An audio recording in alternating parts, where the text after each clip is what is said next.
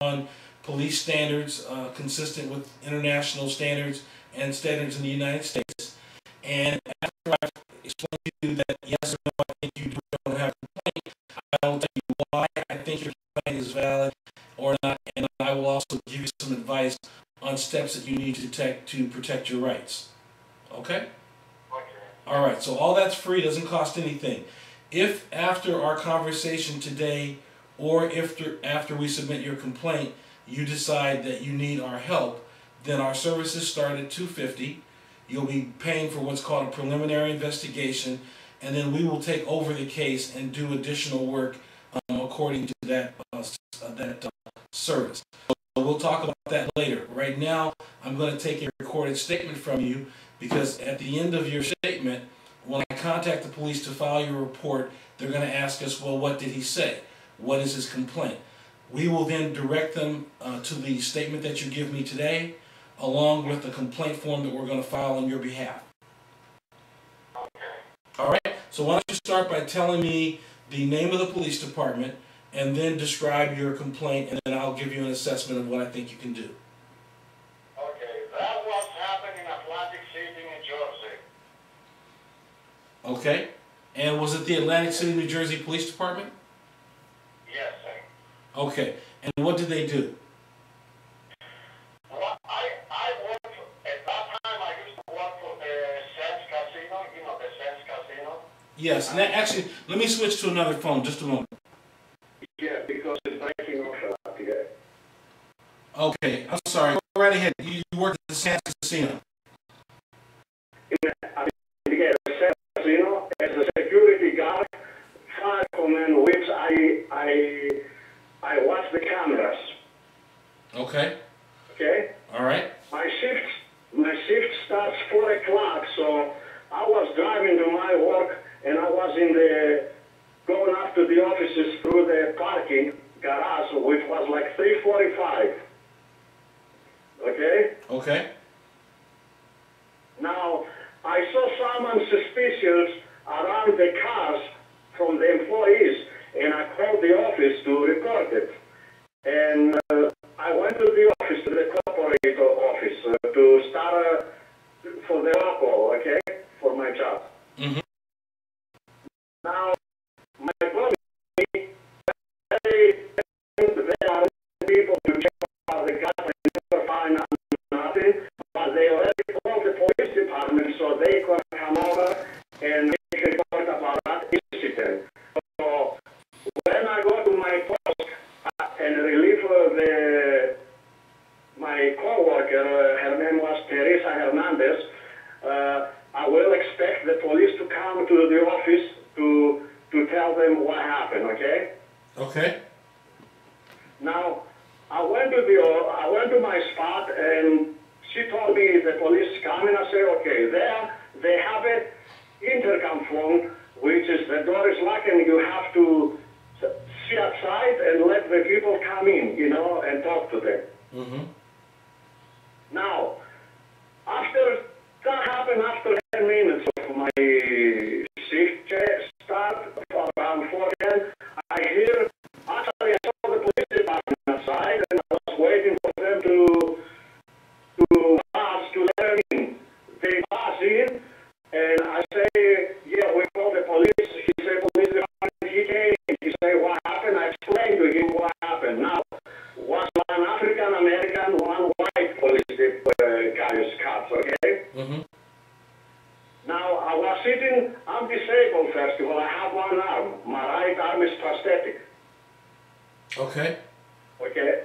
I was sitting behind my desk, and he told me, someone called, and I say, yeah, we called. I explained them what happened, and he says, we have to talk to supervisor. I say, I'm calling my supervisor. So they say, we're going to wait. And they lean against the wall next to me, like not even 5 feet, and they start talking about stuff, and they was joking around and laughing. I can hear them, right? Mm-hmm. Mm-hmm.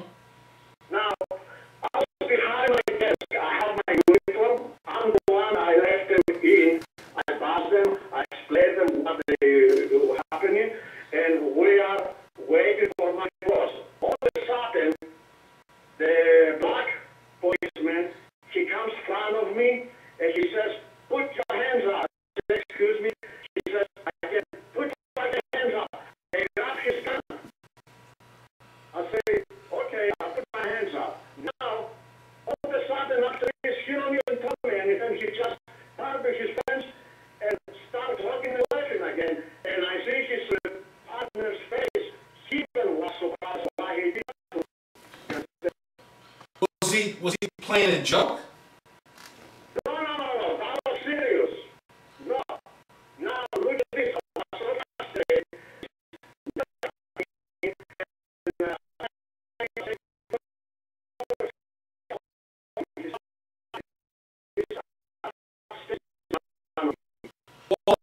Hold on, Mr. Kristoff. Let me ask you a few questions. I want to make sure I understand your story. You're a security guard at the Sands Hotel in Atlantic City, New Jersey, correct? Yes. The Atlantic City Police Department is called after you see a suspicious vehicle or suspicious activity in the parking lot, correct? Yes. Okay. You're waiting to be interviewed by the officers they dispatch. The officer arrived one night, correct? No.